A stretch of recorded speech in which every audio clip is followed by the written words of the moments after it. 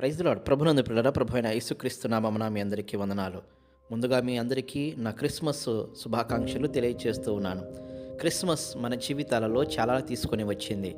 మన ఇంటికి రంగులను, మన ఇంటికి హంగులను, వెలుగులను తీసుకొని వచ్చింది. అంతేనా? మన ఇంటికి బంధువులను తీసుకొని వచ్చింది. అంతేనా? క్రిస్మస్ మన శరీరాలకు నూతనమైన వస్త్రాలను తీసుకొని వచ్చింది. అంతేనా? క్రిస్మస్ మన జీవితాలలో చాలా వెలుగులను తీసుకొని వచ్చింది.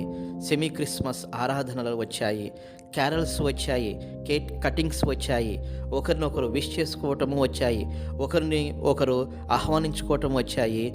క్రిస్మస్ మన జీవితాలలో వీటన్నిటినీ తీసుకొని వచ్చింది. అయితే గమనించు ప్రియ క్రైస్తవుడా, ఇదేనా నీ జీవితంలోకి క్రిస్మస్ తీసుకొని వచ్చింది? పరిశుద్ధ గ్రంథంలో ఒక మాట ఉంటుంది, ఆకాశ పక్షులకు గూళ్ళు ఉన్నాయి, నక్కలకు బొరియలు ఉన్నాయి, కానీ యేసుప్రభుల వారికి స్థలము లేదు అంట. వీటన్నిటికీ నీ జీవితంలో స్థలము ఉంది, సమయం ఉంది, ఒక్క యేసుప్రభుల వారికి తప్ప. వీటన్నిటిలో ఎక్కడైనా యేసుప్రభుల వారు కనబడుతూ ఉన్నాడా నీ జీవితంలో?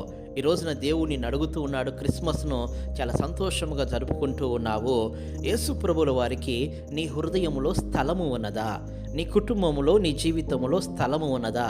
ఒకవేళ లేకపోతే దేవుడు అంటూ ఉన్నాడు, ఆయన లేకుండా మన జీవితంలోకి వచ్చిన ఇవేవి కూడా మన జీవితాల్లో సంపూర్ణమైన సంతోషమును, సమాధానమును ఇవ్వలేవు. ఎందుకంటే దూత చెప్పింది, ప్రజలందరికీ కలుగబోవు మహా సంతోషకరమైన సువర్తమానము ఎవరి ద్వారా? లోకరక్షకుడైన యేసుప్రభువుల వారి ద్వారా. లోకరక్షకుడైన యేసుప్రభువుల వారు మాత్రమే నీకు నాకు నిజమైన సంతోషమును ఇవ్వగలడు, నిజమైన సమాధానమును ఆయన మాత్రమే ఇవ్వగలడు. ఎందుకంటే ఆయన సమాధానకర్త అయ్యున్న దేవుడు. ఎవరి జీవితాలలో ఆయన ఉంటారో వారి జీవితాలలో సమాధానము, వారి జీవితాలలో సంతోషము. ఇప్పుడు మనం చెప్పుకున్న ఈ హంగులు, ఆర్భాటాలు ఇవి ఎప్పటి వరకు ఉంటాయి? రేపటి వరకు మాత్రమే, క్రిస్మస్ అయిపోయే వరకు మాత్రమే మన జీవితాల్లో ఉంటాయి, సంతోషాన్ని ఉంచుతాయి. ఆ తరువాత మరలా మన జీవితంలో దుఃఖము, వేదన ఉంటాయి. ఈ సంతోషము స్థిరముగా మన జీవితాలలో ఉండాలి అంటే యేసు ప్రభువుల వారు మన జీవితాలలో ఉండాలి.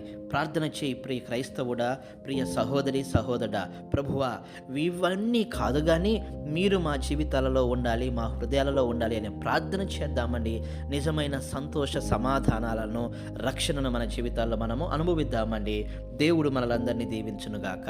ఆమేన్.